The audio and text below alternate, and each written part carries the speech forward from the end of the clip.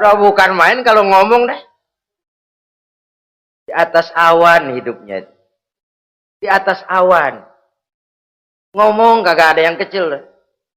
Gak pakai juta udah. Miliar. Triliun. Ngerokok tetap aja ngombe. Silahkan mengharap burung terbang tinggi. Tapi punai di tangan jangan dilepas. Realitas apa? Idealisme boleh terbang setinggi langit. Tapi kaki tetap berpijak di alam realitas. Ayo kita ngambil contoh dari Rasulullah Sallallahu Alaihi Wasallam. Rasulullah itu kan dikasih mukjizat, fasilitas, tapi nggak ngandelin. Buktinya apa? Nabi hijrah ke Madinah. Itu kan manusia. Posisi kita terjepit. Ayo hijrah, berangkat. Nggak ngandelin Tuhan. Pojokin nih, dikepung, kirim deh apaan kayak biar pada mampus nih orang ini. Enggak tuh. Enggak. Walaupun beliau punya mukjizat, tapi enggak ngandeli. Kenapa kita enggak lihat itu? Perang Uhud kalah. Berlumur darah dari kakinya yang mulia itu. Kalau ngandelin mukjizat, apa pantas Nabi kakinya sampai berdarah? Apa pantas sampai kalah? Kenapa enggak rekes, simsalabim, hancur musuh? Tidak, beliau tidak tercabut dari akar kenyataan. Beliau manusia, hidup dan berjuang secara manusiawi. Perkara Allah mau kirimkan mukjizat, itu haknya Allah. Waktu di Taif, saudara masih ingat. Dilontari dengan batu, menghindar ke kebun anggur. Turun malaikat Jibril, Muhammad, innallaha amaroni an uti'ak. Allah perintahkan saya datang menemuimu di sini untuk mendengar komandomu. Sekarang apa mau kamu? Kalau mau kau orang Taif yang melontari kau dengan batu hancur, saat ini saya angkat Jabal Uhud. Saya timpakan mereka biar mati semua. Bagaimana? Dalam keadaan terpojok, dilemparin batu, dikeroyokin, menghindar ke kebun anggur. Turun Jibril nawarin bantuan. Apa jawab Nabi? Jangan Jibril. Jangan. Saya diutus bukan buat ngancurin orang. Saya ini rahmah bagi alam. Tapi kamu disambitin. Biarin. Saya berjuang jangka panjang Jibril. Kalau sekarang mereka ingkar. Barangkali nanti anak-anaknya mau beriman. Saya tungguin anak. Kalau anaknya kafir lagi Muhammad. Cucunya. Oh susah Muhammad, susah. Kenapa? Bagaimana bapak begitu anak? Gak begitu. Lalu mau kamu apa? Saya mendoakan mereka. Allahumma hdi qaumi fa innahum la ya'lamun. Ya Allah, berikan hidayah kepada mereka yang nyambitin saya. Karena mereka enggak tahu. Disambitin, berdarah, yang nyambitin didoakan. Pada satu sisi ini menunjukkan tingginya akhlak Nabi. Pada sisi lain ini menunjukkan Nabi juga mengatur strategi secara manusia. Tidak simsalabim. Tidak tercabut dari akar kenyataan. Padahal kita kalau lagi kepepet ada yang nolongin, kan demen banget. Kali mah kalau kita yang jadi nabi tuh, disambitin orang, turun Jibril, bagaimana hancurin? Sikat Jibril dah. Habisin aja, habisin. Hijrah ini usaha ikhtiar manusiawi. Perang kalah manusiawi. Putra tercinta wafat, berlinang air mata, manusiawi. Sakit manusiawi, padahal punya mukjizat. Tapi nggak ngandelin, semua nabi juga gitu. Nabi Musa dikasih tongkat. Tapi berapa kali tuh tongkat dipakai? Waktu ngelawan tukang sihir, waktu nyebrang di Lautan Merah. Itu aja, selebihnya Nabi Musa berjuang secara manusia, berusaha. Gak mentang-mentang punya mukjizat tongkat, tiap dapat kesulitan, awas tongkat.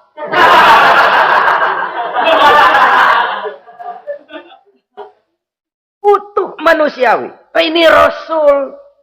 Kenapa kita nggak lihat itu? Kenapa kita lalu tercabut dari akar kenyataan dan hidup dalam menyentuh? Sekarang ini akibat tayangan-tayangan televisi begitu rupa. Ada seorang bapak ditanya sama anaknya. Pak, Tuhan sama Batman kuatan mana sih? Logikanya sudah dipenuhi oleh gambaran Batman. Bahwa Batman itu kuat, gagah, menolong yang lemah. Timbul logika. kekuatan mana sama Tuhan katanya. Pengaruh yang dia lihat itu membentuk opini. Sama juga sekarang coba lihat ibu-ibu kalau udah Cassandra itu masakan ditinggal tuh angus di dapur. Angit tuh tempe juga. Saudara-saudara kaum muslimin rahimakumullah. Begitulah yang kelima yang bisa menghancurkan amal kalau orang terlalu panjang angan-angan. Hiduplah secara wajar karena Islam memang agama yang wajar. Jangan melakukan sesuatu yang memang bukan makom kita di situ. Jangan melakukan sesuatu yang memang bukan posisi kita di situ. Kullun ya'mal ala syakilatih. Jangan minta ayam menggonggong. Jangan minta kambing mengeong. Bukan bagiannya. Bukan bidangnya. Sama juga orang ngomong, apaan mubalik kerjanya ngomong doang. Sekarang kan zaman pembangunan. Mana ada mubalik ngurus irigasi. Nah, kalau mubalik ngurus irigasi, apa lurah mau ngajar PK? Jangan tercabut dari akar kenyataan. Toh prinsip modern saja mengajarkan the right man on the right job. The right man on the right place. Orang harus ditempatkan sesuai dengan bidangnya. Jangan tercabut dari akar kenyataan. Inilah kita. Dan inilah yang harus kita lakukan. Hidup ini kenyataan. Hadapilah secara nyata. Perkara Allah mau membuat yang lain. Itu hak prerogatif Allah. Bukan urusan kita. Yang terakhir saudara. Yang keenam yang bisa menghancurkan amal kita. Wa zalimun la yantahi. Perbuatan zalim yang tidak sanggup dihentikan. Zalim kepada Allah. Zalim kepada makhluk. Atau zalim kepada diri sendiri. Ada orang zalim kepada Allah. Begini banyak nikmat yang diberikan Allah. Nggak sanggup dah kita ngitungnya. Dari bangun tidur sampai tidur lagi nikmat nggak pernah berhenti itu. Bahkan kita tidur sendiri. Sadar nggak kita waktu tidur nggak berdaya? Coba ketika kita ngorok pulas, andai kata kecoa 16 masuk ke kuping kita. Siapa yang mau jagain? Siapa yang mau jagain? Nikmat. Belum pernah nikmat Allah berhenti. Begini banyak nikmat yang diberikan. Dan Allah cuma minta satu. Syukuri nikmat itu. Kalau kamu syukuri, aku tambah. Kalau kamu ingkar, asal tahu saja azabku itu pedih, kata Allah. Orang yang zalim kepada Allah. Orang yang tiap hari memakan nikmat Allah. Tapi enggak pernah mensyukurinya. Akaltum ni'mata rabbikum walam tashkurulah. Kamu makan nikmat Tuhanmu. Tapi enggak pernah kamu bersyukur kepadanya. Itu zalim kepada Allah.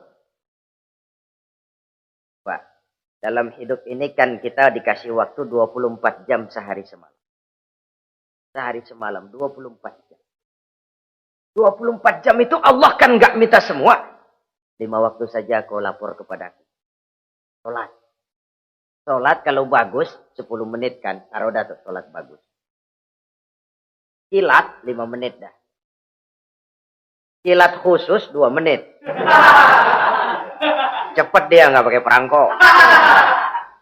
Taruhlah yang menengah kita ambil 5 menit. Kalau 5 waktu 5 kali 25, 5 kali 5 berarti 25 menit untuk lapor. Hei manusia, aku kasih kau hidup 24 jam. 25 menit kau lapor. Banyak yang berat. Padahal sisanya masih 23 jam 35 menit. Buah gambaran zalim kepada Allah. Padahal zalim kepada Allah yang rugi bukan Allah. Se-ASEAN tidak ada yang sujud. Apa Allah tekor? Apa Allah lalu berhenti jadi Tuhan? Apa Allah lalu jadi lemah? Tidak. Zalim kepada Allah artinya juga zalim kepada diri sendiri. Lalu zalim kepada sesama makhluk. Kadang tidak kita sengaja. Karena itu dalam Islam tidak ada kebebasan mandiri. Ya contohnya ya, kita beli radio, kita setel di rumah kita sekeras-kerasnya. Terus dalam hati nih, radio gue, beli gue, pakai duit gue setel di rumah gue, sekeras-kerasnya. Urusan apa sama orang? Kata kita, tetangga kita kan boleh juga ngomong begitu. Mata gue, yang ngantuk gue tidur di kamar gue. Ngapa suara radio lu masuk kemari?